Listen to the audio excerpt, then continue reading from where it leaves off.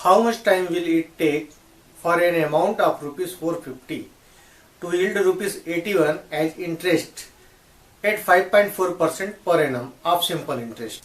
Simple interest के अगर problem को सॉल्व करते हैं तो एक इसका सिंपल फार्मूला होता है, वो फार्मूला होता है SI यानी कि simple interest is equal to P into R into T by 100। यहाँ SI का मतलब होता है सिंपल इंटरेस्ट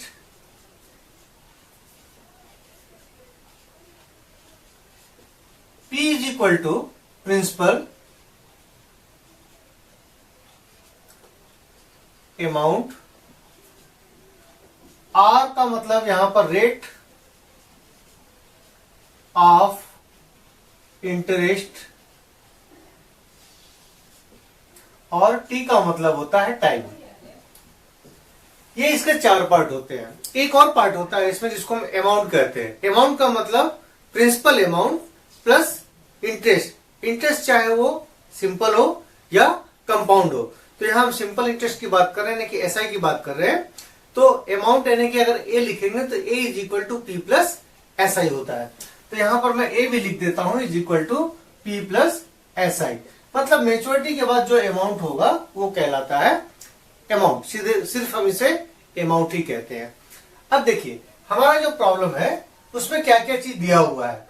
उसमें दिया हुआ है जो प्रिंसिपल अमाउंट यानी कि पी है वो 450 है। एसआई दिया हुआ है वो है 81 रुपीज और रेट ऑफ जो इंटरेस्ट है, रेट ऑफ इंटरेस्ट 4.5%। हमको टाइम निकालना है।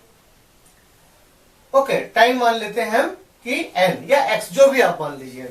तो हमारा जो नॉर्मल फार्मूला है S I is equal to P into R into T by 100। इसमें टी नहीं दिया हुआ है तो हम टी को एज इट इज रहने देंगे। एस आई की वैल्यू दी हुई है 81 इज इक्वल टू पी यानी 450 इंटू आर का मतलब 4.5 और टाइम का मतलब टी डिवाइडेड बाई 100।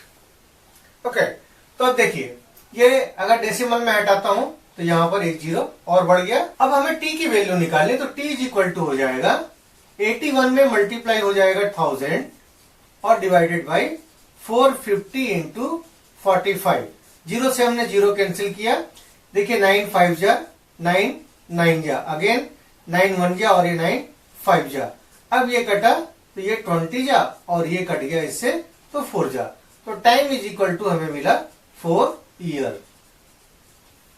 इस प्रकार से हम किसी भी सिंपल इंटरेस्ट के प्रॉब्लम को सॉल्व कर सकते हैं, बशर्ते इन चार चीजों में से कोई भी तीन चीज दी हुई है और नहीं भी दी हुई तो किसी न किसी इक्वेशन के फॉर्म में आपको वो जरूर मिलेगा जिससे आप उस प्रॉब्लम को सॉल्व कर सकते हैं।